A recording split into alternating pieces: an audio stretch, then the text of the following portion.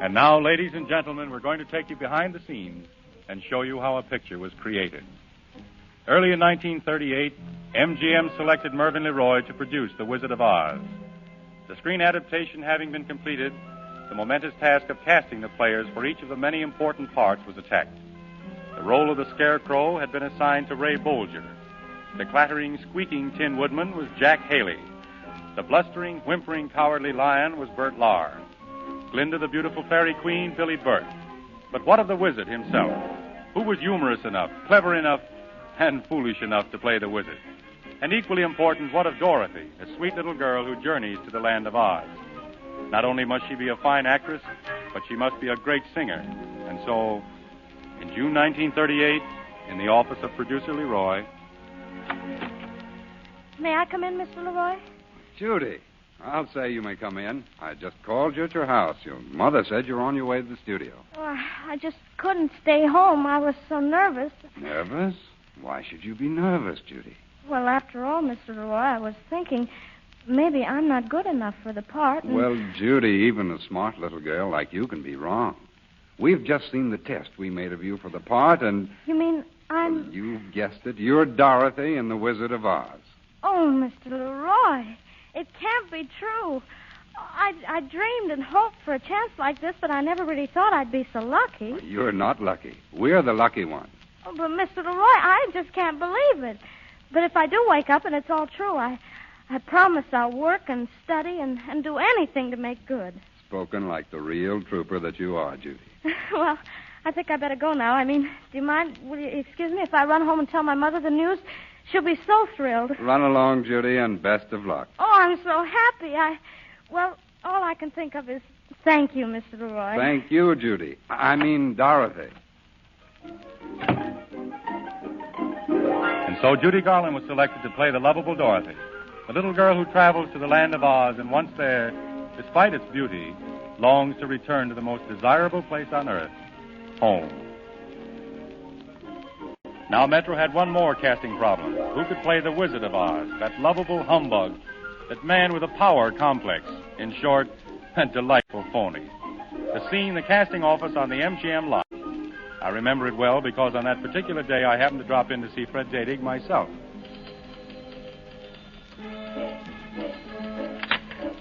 Hello, casting office. Who? Oh, Ed Sullivan. No, they haven't decided who will play the wizard. We'll call you. Goodbye. Good morning, Mr. Young. Hello, Marcella. Say, why is the office so crowded? I haven't seen so many men packed into one room since I visited the SS Rex. Well, there's a call out today for the Wizard of Oz. They need someone to play the title role. Oh, I see. The boss has interviewed hundreds for the part in the last 2 months.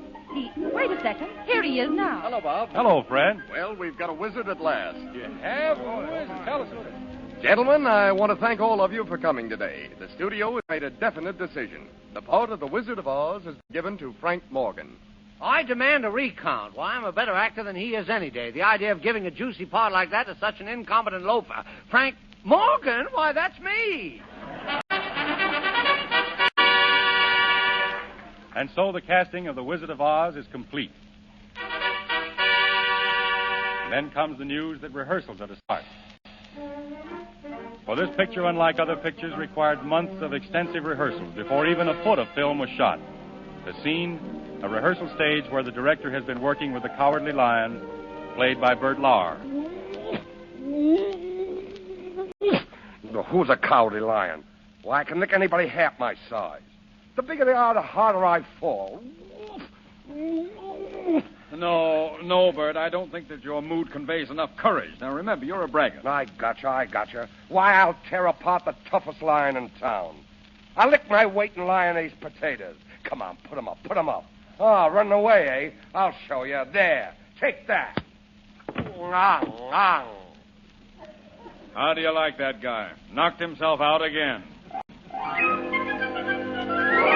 And The Wizard of Oz, being more than just a picturization of the book, was to be an enchanting musical operetta. And so E.Y. Harburg and Harold Arlen were assigned the task of writing the music and lyrics.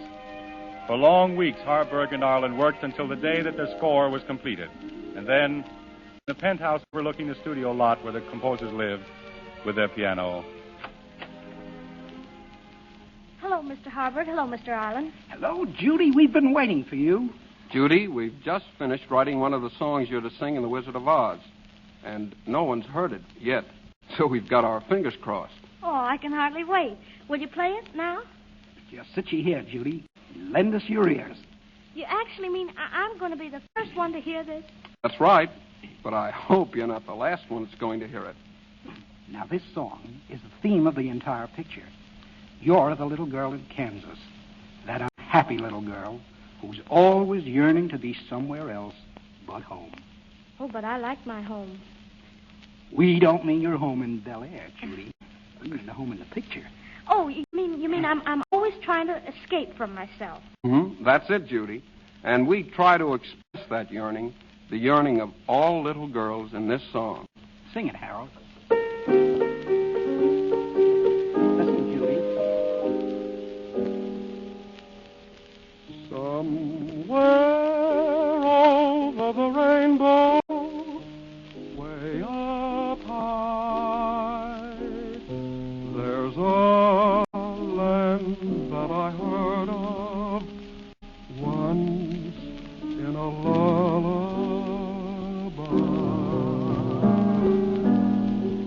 Somewhere over the rainbow, skies are blue, and the dreams that you dare to dream really do come true. Oh, Mr. Harvard, that's beautiful. I can hardly wait to learn it.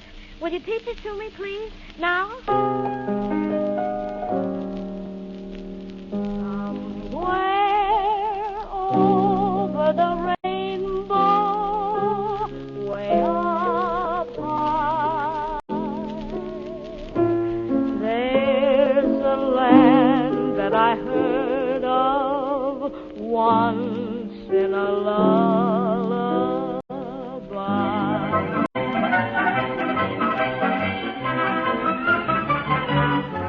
And on another rehearsal stage, Bobby Connolly, ace director of dancers, is rehearsing 150 of the world's smallest people who play the part of the fantastic Munchkins in Munchkinland. All right, now, everybody on the mark. Let's make this rehearsal a good one. Now, remember, as you dance, you've got to sing. And you're happy because the wicked old witch of the East is no more. Ready? Ding dong, wicked man, witch oh witch, the wicked witch. Ding dong, wicked witch is dead. Wake up, sleepy head. And so it went, weeks and weeks of rehearsal, then months and months of work in which over 7,000 people all took a hand, until finally that certain night came, the night when Mervyn LeRoy was to take the first complete print of the picture out for a sneak preview to get the audience reaction. Well, let's get going, James. Yes, sir. Is the film in the car? Yes, sir. And here we go. Say, Mr. LeRoy, before I drives you to this sneak preview, there's something I'd like to ask you. Well, if it's important. Well, it's kind of important, sir. Where are we going? Well, I guess you've got a right to know since you're driving. Head for Santa Barbara. Let's go.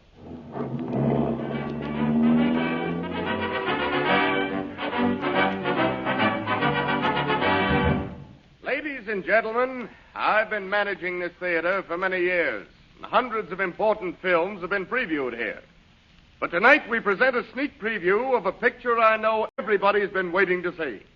For the first time on the screen of any theater, MGM's Technicolor production of The Wizard of Oz.